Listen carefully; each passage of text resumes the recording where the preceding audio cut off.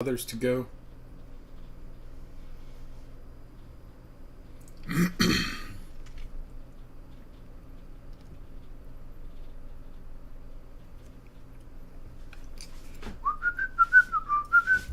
All right. Hey, good evening. My name is Jarrin Jackson. I am a Republican candidate for the Oklahoma runoff in State Senate District Number 2. I am the America First candidate in this runoff. Combat veteran, business owner, homeschool kids, Bible-believing Christian is the most important part about who I am and what I believe. This evening, we're going to be talking about tech censorship. Again, we're going to be doing this type of broadcast, this type of live stream all across the fruited plain. We have Twitter, we have Twitch, we have Facebook, we have Rumble, we have YouTube, and we have DLive. And then, of course, I have the link reposted on Telegram. You can, at any time, call in there. That's 918-845-9555. It gets you this. We will answer those questions or comments after the topic is covered. The objective is to lightly and quickly cover the topic about how I, as your state senator, would engage this topic. This evening's topic is big tech censorship. The most important part about big tech censorship is the fact that the federal government chose in the 1996 Communications Decency Act, Section 230, to protect online publishers. Specifically, quote, says, no provider or user of an interactive computer service shall be treated as the publisher or speaker of any information provided by other information content provider. The idea is that if you host a website, if someone wants to put content on that website that's bad or deleterious or culturally whatever, the host of that website is not going to be punished. No provider of the interactive computer service shall be treated as the publisher. Publishers receive federal protections. They receive First Amendment protections because they have the right to free speech, and so those publishers are there. But those publishers are liable for what they publish, and they can't just publish falsehoods. So if a website can't be held liable as a publisher, then you can publish whatever you want on a website. The problem that I have with this is that the federal protections for these large websites, Facebook, YouTube, Google, they have allowed these big tech sites to become so big, monopolies. They control all sorts of information. Google, who owns YouTube, is the largest website in the world. So they own the number 1 and number 2 websites in the world, Google and YouTube. If Google and YouTube receive federal protections, then the federal government does not allow anybody to sue YouTube or to sue Google or to sue Facebook based on the content that they produce, which I am principally in support of. The bad part is that they have become functionally publishers because they choose what they're allowed to say and not to say. I, for example, cannot on Facebook or YouTube talk about things the way that I would want to say them. For example, I cannot say this word right here without getting censored. I cannot say this right here without triggering some type of algorithm that would then monitor what I say. The artificial intelligence is not yet smart enough to pick up the human handwriting in the visual, so we're not going to be targeted right now. But I can't say these things. I also can't talk about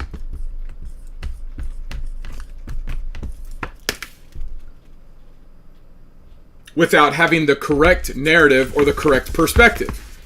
So think about this. Follow this real fast. There are ideas that I can't say the way that I want to say them because companies that I'm publishing on receive federal protections that grant them immunity, but because now they're functioning as publishers, they're choosing what to broadcast and what not to broadcast. They are acting as an editor. They're acting as someone who's a gatekeeper of information that you can have. And whereas they're a private company and they're completely allowed to do that, the fact that they receive government protection, they are now functioning as a utility, which is like your water, your electric, those types of things. But they're also functioning as a publisher, a gatekeeper. So they are allowing information in or out and they are allowing to be the platform that is ubiquitous for all people. Whenever you merge these two things, you're giving them the power of monopoly. And this is where Google has, a monopolistic power over search results. I think it was something like 85% of search engines or 85% of search queries go through Google, and a good chunk of the remainder go through YouTube.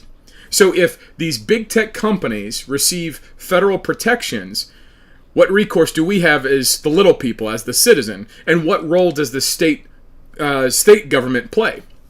Well, I believe, and I'm prepared to make the argument, that because the federal government does not have enumerated in the Constitution, that's right, we're going to go back to the Constitution, because in the Constitution, the federal government does not have, the Congress does not have the enumerated power to control communication.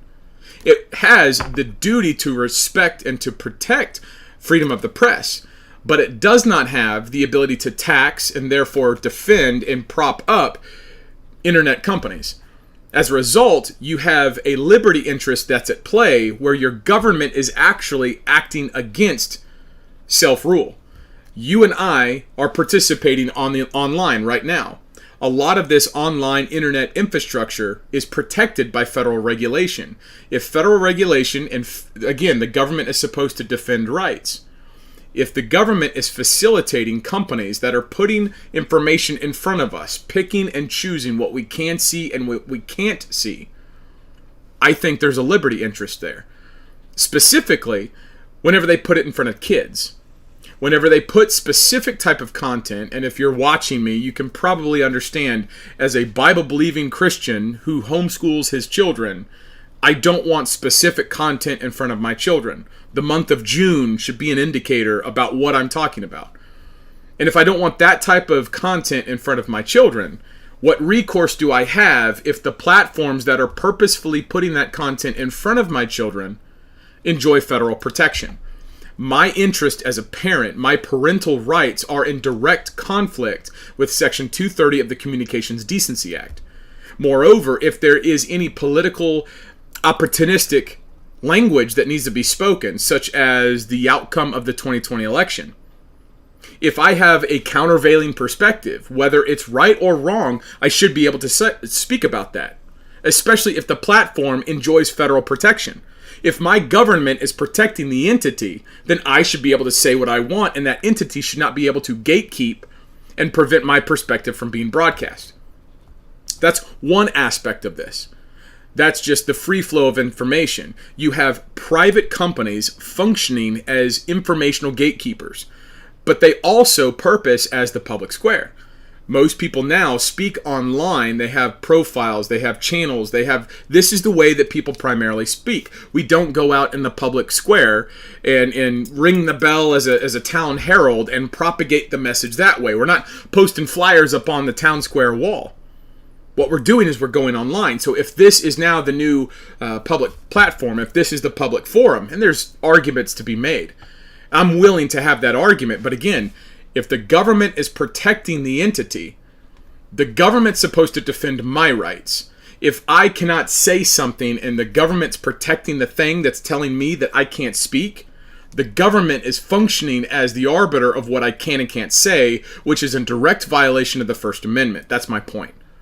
The second idea is that these online platforms, internet commerce has grown to where people have an expectation of commerce on these platforms. So cross-apply the point from number one. If these platforms are choosing what to say or not say, what to allow or not allow, and you extend that into business, how many people have grown their online businesses only to find themselves shadow banned or algorithmed into unprofitability? If people are doing business and they have a political position, right? I mean, a lot of business people try to not let their values known, except for if you're on seeming one side of the political spectrum. And if it's that side of the political spectrum, and the businesses are augmented and are pushed by these platforms that, again, enjoy federal protections, you have an indirect support of specific businesses that come from the federal government, which is supposed to be a righteous, honest scale arbiter. And if the government's not doing that, your rights are being violated. But it's more significant than that. Because if your commerce, if your right to commerce, your right to your industry is through your online business, and the platforms, Facebook, YouTube, Google, anybody else, if those platforms enjoy federal protections, what you're really functioning as is you're just going out to your field and you're working your property, and you have the expectation that the government's going to defend you against people that come and descend upon your property. Well, your physical property, there's no distinction from your physical property with that to your intellectual property. And so if you are an internet talent, if you have ideas, whether it's drawings for schematics, widgets for patents or anything like that, the government's supposed to protect that. That's Article 1, Section 8. We'll cross-apply that. If you have content that you're putting out on the internet and you are doing that to engage in commerce, then the platform that you're doing that on is protected by the federal government. That platform cannot disapprove of you and thereby eliminate your right to commerce, your right to participate in the market. So it goes from just not allowing certain information to now actually economic injury. And that's where I believe there's economic recompense. I believe there's civil liability. If I'm doing my business and someone comes in and destroys my ability to make money or to attract customers or to conduct commerce, that's a crime. That's civil liability. I can take you to court, but yet you can't take big tech to court. This gets back roundabout to what a state senator would do. I believe because the federal government does not have this enumerated power in the Constitution, and yet it's exercising that power. I believe that the state government has a specific interest to protect state residents against big tech that is injurious to their commercial activities online, but also gatekeepers for information that people want to speak a perspective that people might not just like. There's plenty of things people say that other people don't like. Just because people say something that you don't like doesn't mean they have the right to say it. And they might be able to be canceled online. But if online enjoys federal protections, the government is involved in the content of the speech. And if the government is protecting the entity that allows the speech to be made, that speech can't be censored without some type of due process and liability. I believe states need to go very specific and very direct to big tech, Google, YouTube, Facebook, anything else. I could also talk about privacy protections. The fact that if you are using a service online for free, then you are the product. Your information is the product. This is why you can say on certain platforms, you can be having a private conversation and then you pull up that screen on your phone or whatnot, and it's got an ad for the thing that you were talking about. The microphone is picking up what you say, working it through an algorithm, selling it to someone who wants to buy that ad space and put it in front of your eyeballs. Again, that's commerce, that's free market, but consider what just happened. A private conversation just turned into an economic proposition. And if your private conversation, your private conduct is now able to be leveraged for an economic proposition, you, I argue, should either have the ability to say yes or no, or you should have the ability to profit from that. Because if someone's going to sell my private information and then render back to me a proposition for a product or a service or a good, I'm the one that gave the information. And if it's taken without my knowledge or in a way that is injurious, which is just a hazard, it's a nag, I don't want to get bombarded by the same ads over and over. Again, I think that there's a protection issue there. I think there's a liberty interest there. So state senators should be introducing language, first and foremost, to nullify immunity of big tech, bust up the monopolies. You see this in other states where they've said that they're just going to strip big tech of their immunity. You will not be able to do business in the state of Oklahoma if you think that you can get away with doing X, Y, and Z. Why don't we do that in Oklahoma? I certainly support that. The second idea is if your business is hampered or injured as a result of censorship, gatekeeping, I believe there's civil recompense. If you can't destroy my business in a brick and mortar, why would you be able to do that online if you receive federal protections? And then lastly, your private information. It's being sold and swished around the Ethernet, and people are knowing more and more about you. I think there needs to be heavy protections against that. And again, I don't want to just protect. I want to allow the citizen, the forum, the legal standing to go after these monopolies that are profiting off of the little bits of information that get out there. I don't think that's right. I think it's morally reprehensible that some people on the internet know super secret things about you that you did not authorize them to.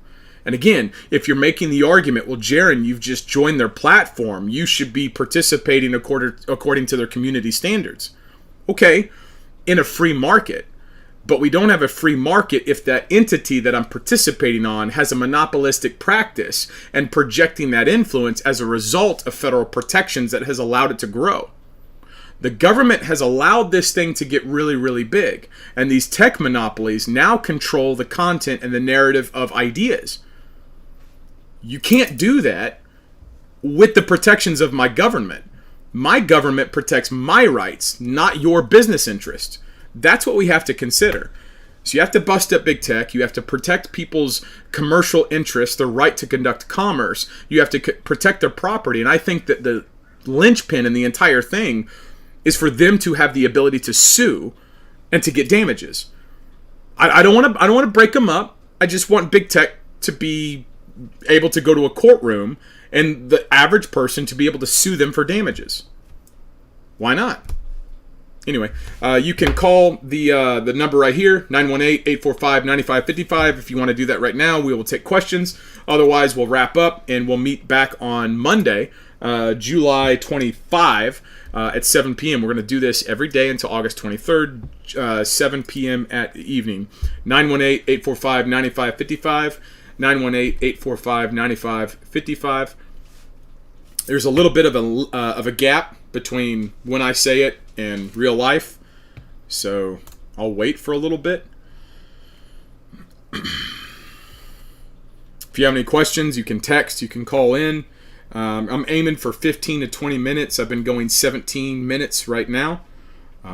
If not, that's fine. We'll wrap it up. You can continue to call, continue to text afterwards. I want to make myself available. This is, I'm on the ballot, Jarrin Jackson, the American First Republican candidate in the runoff in Oklahoma State Senate District Number 2. I'd ask for your vote. If you are in district, please share this. If you know someone who's got questions, comments, concerns, there's a lot of stuff being said about all sorts of things. You have to understand that my interest in all of this is that I'm bringing a biblical worldview into public service. Everyone has a bias. Everyone has their own faith. Everyone has their own moral code. I'm just more obvious about mine. Everyone has a bias, and when someone proposes legislation, there's a moral foundation that they do that on. I'm just more clear about what my foundation is. And as a result, there's a lot of people that don't like that.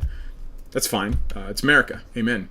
I don't have any calls, so 918-845-9555. I'll still be here after the live stream is over. You can talk to me offline if you want to do that. Appreciate your time. We'll be back Monday, July 25th at 7 p.m. Lord willing, obviously. There's a lot that he can do if he wants to. Appreciate your time. Vote Jarrin Jackson, August 23rd, the America First candidate for the Republican runoff in Oklahoma State Senate District Number 2. God bless you. Have a good weekend.